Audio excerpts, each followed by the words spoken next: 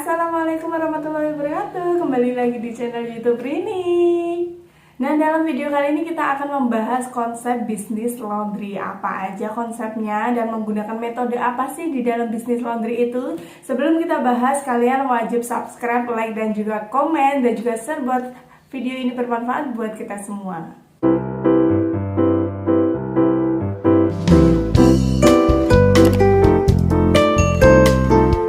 Kali ini kita akan membahas tentang konsep bisnis laundry. Kita menggunakan metode analisis SWOT. Apa itu metode analisis SWOT?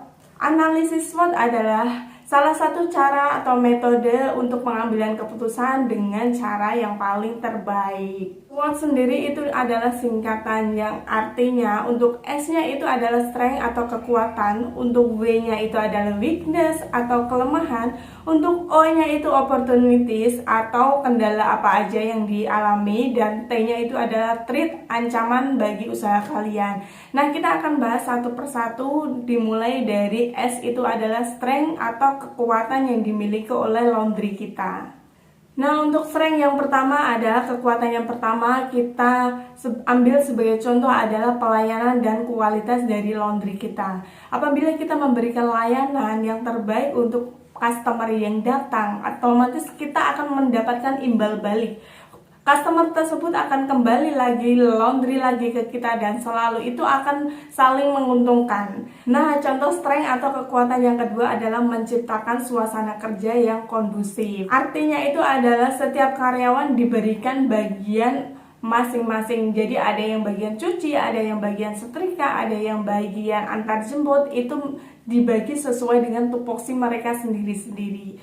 Nah, contoh yang ketiga adalah pengambilan laundry secara antar jemput atau jemput bola, istilahnya seperti itu. Kita harus memberikan pelayanan yang maksimal kepada pelanggan, dalam artian seperti ini. Kalau misalkan biasanya untuk yang lokasinya jauh, customer lokasinya jauh dengan laundry kita, pastinya akan kesusahan untuk datang ke tempat kita untuk mencari lokasi kita. Nah, untuk menanggulangi yang seperti itu, kita harus memberikan pelayanan yaitu laundry antar jemput. Kita ambil laundry pelanggan yang kotor dan untuk kita proses. Setelah proses selesai, kita antarkan kembali kepada pelanggan. Contoh strength atau kekuatan yang keempat adalah memberikan garansi cuci ulang apabila ada customer yang komplain ataupun karyawan kita yang melakukan kesalahan. Contoh strength atau kekuatan yang kelima adalah pengawasan saat produksi. Di dalam laundry ini kita harus membentuk tim untuk laundry itu sendiri. Ada supervisornya, ada bagian produksi, ada bagian layanan antar jemput. Kita harus membentuk tim. Contohnya lagi, cara memantaunya kita bisa membuatkan buku pembukuan atau timesheet untuk karyawan. Jadi kita bisa cek itu tiap hari pekerjaan karyawan apa, yang nyetrikanya sehari berapa kilo, nyucinya sehari berapa kilo, pendapatan yang masuk berapa, dan juga laundry yang masuk seharinya berapa kilo. Kita bisa cek satu persatu lewat timesheet atau pembukuan itu. Contoh untuk strength atau kekuatan yang keenam nih, memberikan jasa laundry yang komplit. Artinya memberikan jasa laundry tidak hanya satuan atau kiloan aja. Kita memberikan jasa laundry yang cuci karpet, ada yang laundry tas, laundry sepatu, atau laundry sofa. Metode yang kedua adalah W itu weakness, atau artinya adalah kelemahan. Nah, kelemahan dari laundry yang pertama adalah kurangnya promosi. Jadi masyarakat di lingkungan sekitar laundry itu tidak tahu bahwa Anda membuka usaha laundry karena kurangnya promosi. Jadi sekitaran situ tidak tahu kalau Anda buka laundry, berdampak laundry Anda awal buka sepi. Contoh kelemahan yang kedua adalah lokasi laundry Anda berada di titik yang tidak strategis, atau di dalam gang, atau di dalam perumahan, di dalam desa. Itu otomatis kan untuk customer masuk ke dalam laundry Anda, mencari laundry Anda, itu akan merasa kesulitan. Untuk kelemahan yang ketiga adalah seringnya terjadi kesalahan di dalam laundry karena kita pengerjaannya tidak sesuai dengan SOP laundry atau standar operation procedure. Kelemahan yang keempat adalah kurangnya karyawan atau susahnya mencari karyawan. Kalau kita tidak punya karyawan, otomatis kita harus terjun langsung dalam dalam proses laundry. Jadi owner tidak hanya sekedar owner, menurut aku ya. Saran aku sih sebagai owner juga harus tahu gimana prosesnya dari penerimaan laundry, cara nimbang, cara bikin nota, terus cara mencuci, cara jemur, cara setrika sampai packing dan juga layanan antar jemput. Itu owner harus tahu prosesnya. Gimana caranya, proses awal sampai akhir, sampai finishing, sampai bersih ke tangan pelanggan, owner harus tahu. Kelemahan kita yang terakhir nih, kelemahan yang biasanya terjadi di dalam laundry adalah kita promosinya udah lancar nih, pelanggan sudah dapat banyak, untuk alat-alatnya sudah memadai, karyawan juga udah ada, apalagi kira-kira semua pelanggan udah datang, ternyata karyawan yang kita punya ini kurang ramah dalam melayani pelanggan. Itu juga merupakan suatu kelemahan di dalam usaha kita. Jadi kita harus memperhatikan walaupun hanya sekedar melayani. Melayani itu adalah tombak dari usaha kita. Metode yang ketiga adalah opportunity atau peluang. Jadi kita sebagai owner laundry, kita harus bisa memanfaatkan peluang yang ada di sekitar daerah kita yang kita buka laundry. Apa aja sih peluangnya? Contohnya apa aja? Kita akan bahas ya.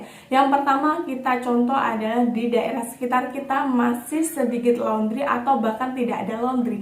Jadi berkemungkinan peluang kita untuk membuka laundry di sana. Contoh peluang yang kedua adalah susahnya mencari tenaga ART. Itu menjadi peluang buat kita sebagai owner laundry. Contoh peluang yang ketiga adalah dimana pada saat musim hujan banyak banget ibu rumah tangga yang biasanya resah banget akan jemurannya gimana supaya bisa kering. Padahal besoknya harus dipakai untuk sekolah atau dipakai untuk ngantor. Dan hari ini cucian harusnya harus kering dan juga siap. Tapi ternyata masih terkendala dengan musim hujan yang notabene itu cucian susah banget untuk kering. Contoh peluang yang keempat adalah dimana saat lebaran banyak banget tenaga ART yang pada saat lebaran mudik atau alias pulang kampung nih. Kita bisa masuk tuh di kesempatan lebaran, kita bisa meraup omset yang super wow banget karena bisa menaikkan omset 50% sampai bahkan 100%. Contoh peluang yang kelima adalah kita bisa memberikan pelayanan jenis laundry yang komplit. Artinya selain kita memberikan layanan laundry kiloan, kita juga memberikan pelayanan laundry satuan seperti sofa atau stroller atau tas, laundry sepatu, laundry helm. Nah, untuk metode yang terakhir adalah T. T itu artinya treat. Artinya ancaman apakah yang harus kita hadapi pada saat kita membuka usaha laundry. Ancaman yang pertama contohnya adalah naik turunnya harga bahan baku. Jarang banget harga bahan baku untuk laundry itu turun. Kebanyakan itu sering naik terus. Nah, kita gimana cara mensiasati harga naiknya bahan baku deterjen, untuk pewangi dan juga parfum? Contoh ancaman yang kedua adalah harga sewa selalu naik tiap tahunnya. Gimana tuh kita mensiasati? Kalau misalnya kita buka usahanya, buka laundrynya itu kita harus sewa tempat, penyusutan ruko tiap tahun, dan penyusutan alat-alat di dalam laundry. Jadi tiap tahun itu kan pasti alat-alat juga harganya semakin menurun karena sudah kita pakai alias bekas ya. Contoh ancaman yang ketiga adalah gimana karyawannya apabila tidak jujur atau bahkan mencuri. Gimana caranya mensiasatinya? Kalian bisa melakukan pembukuan. Jadi kita kasih timesheet untuk setiap pegawainya, setiap karyawan kita, setiap tim kita. Untuk totalan tiap harinya mereka mengerjakan apa sih. Contoh ancaman yang keempat adalah pemasukan kita udah bagus nih, penghasilan kita sudah stabil, sudah berkecukupan, tapi cara kita mengelola pembukuannya, cara kita mengelola pengeluarannya itu kurang efektif. Alhasil pada saat bahan baku habis atau alat-alat kita rusak, kita tidak ada uang untuk perbaikan atau pembelian bahan baku tersebut. Contoh ancaman kita yang kelima adalah pemasukan kita udah bagus nih, tapi untuk stok barangnya kita tidak monitoring. Jadi setiap harinya kita harus buatkan list. Di satu rak itu untuk bahan baku deterjen, pewangi, parfum itu untuk pengambilan kita harus ada list supaya termonitoring. sisanya berapa, yang keluar berapa, kita belanja berapa, semuanya harus termonitoring. Contoh ancaman yang keenam adalah susahnya cari karyawan. Gimana caranya kita bisa mendapatkan karyawan yang sesuai dengan yang kita inginkan atau sesuai dengan klub kita, tim kita, visi misinya sama dengan laundry kita? Kita bisa dengan cara melakukan promosi atau membuka lowongan pekerjaan di media sosial. Contoh ancaman yang ketujuh adalah cara gimana mengelola karyawan. Kebanyakan itu di era digital ini banyak banget karyawan yang sering main HP sendiri. Salah satu contoh solusinya adalah kita bisa pasang CCTV. Dengan adanya CCTV, kita bisa mengontrol dan melihat apa sih pekerjaan karyawan, apakah sudah selesai atau belum. Kita sudah membahas kekuatan laundry kita, kelemahan laundry kita, peluangnya apa, dan juga ancaman bagi laundry kita apa. Kita sudah membahas semua. Mungkin di laundry saya dan laundry Anda, hambatannya, ancamannya, maupun peluangnya itu berbeda.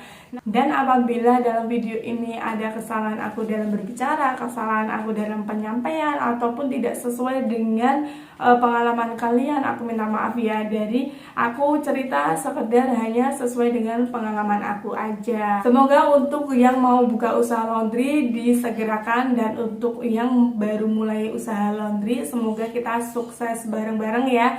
Makasih banget udah nonton video ini sampai selesai. See you next time. Wassalamualaikum warahmatullahi wabarakatuh.